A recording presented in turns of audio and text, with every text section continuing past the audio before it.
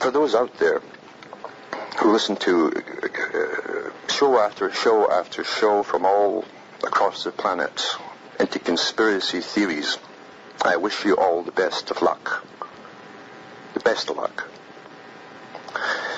Because you'll never ever really catch on that things that you think about are happening are really, really happening.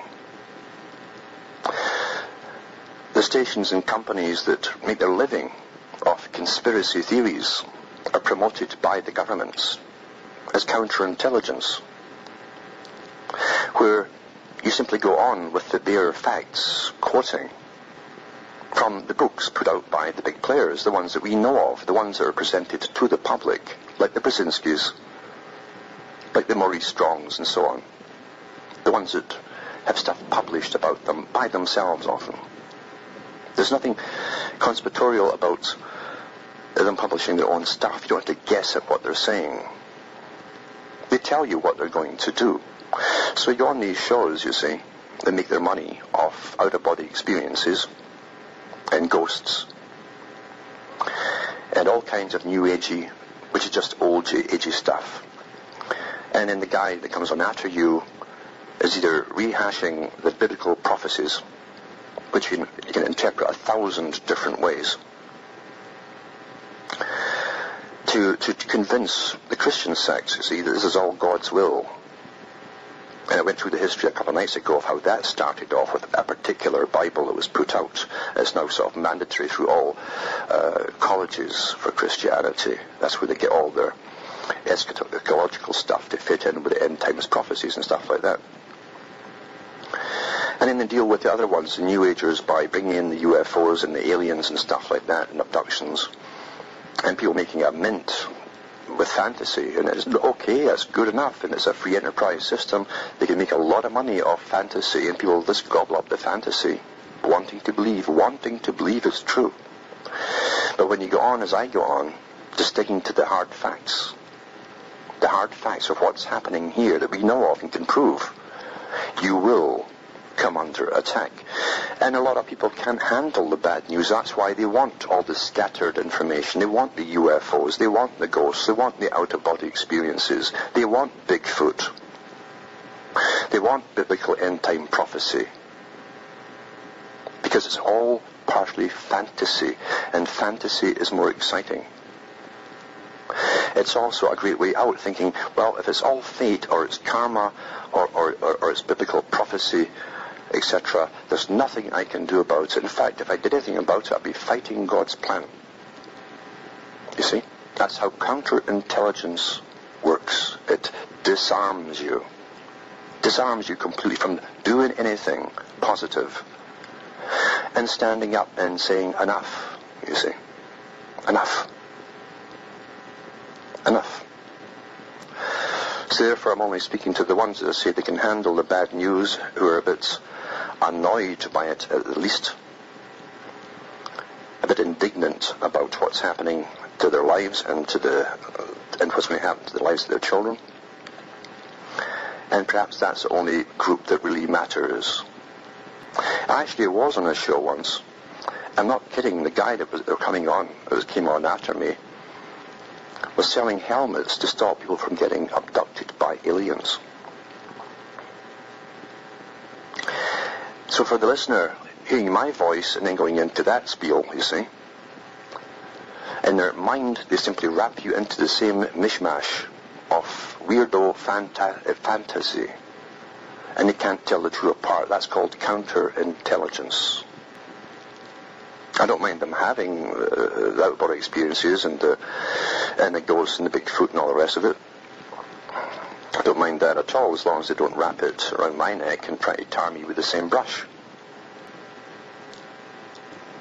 If people have been having out-of-body experiences for thousands of years, I haven't seen it change a darn thing.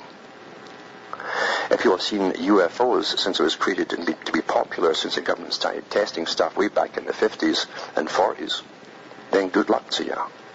That won't change a darn thing about what's happening today. Not a thing. If they find Bigfoot tomorrow, they can sing a song to you in the forest. It ain't going to make a damn bit of difference to what's happening in your lives. You see, that's all entertainment. That's why it's called entertainment. It's like those lamps you used to sell, those ladle lamps they called them, with the bubbles go up and down and all mushed together. That's what happens to the truth when you mix it with stuff like that, you see.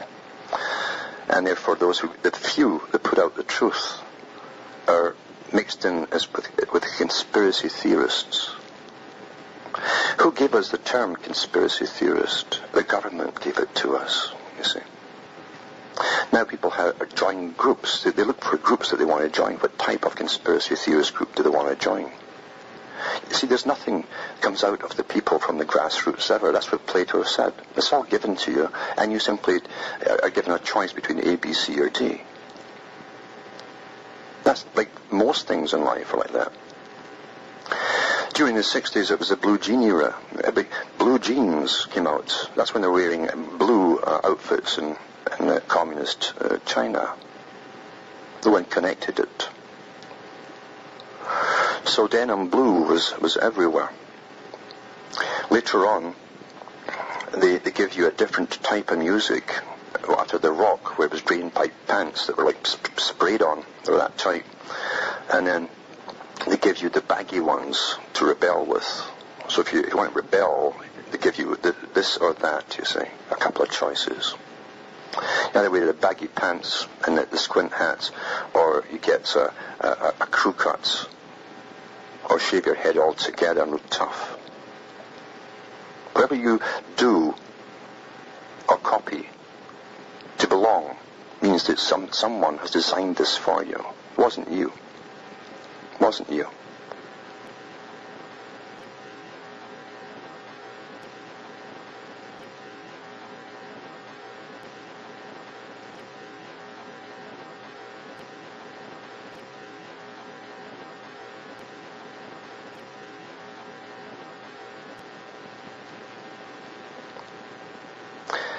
This is the stuff that Bernays was talking about. The last ones to think that they're being manipulated are the ones who copy. And you know why they copy? They copy so they can belong. They want to belong. These are the same people who talk about being one, you see. In the 1700s, they talked about this oneness thing. See, the battle in the 1700s was for the first time individuality. For the first time in history, anywhere on the planet was, in a couple of places, was given a chance. Individuality was given a chance to come to the top for the first time. Before that, there was no such thing as individuality or individual choices, except a certain amount for the elite, small elite ruling class over the serfs and peasants. Therefore, the battle has always been for those who can emerge out of the mass, coming out of the mass, and becoming true individuals. The communist backlash that was created by the capitalist bankers was to try and get everybody back into the oneness idea, the masses, they call it the masses. And that was what was being chosen for today. That's why the United Nations said its greatest enemy was the individual. They'd have to stop individuality. The masses means slavery, because you're either part of the masses under the same rules and restrictions and laws, the big boot that Orwell was talking about, or you're one of the ruling elites. There's nothing in between.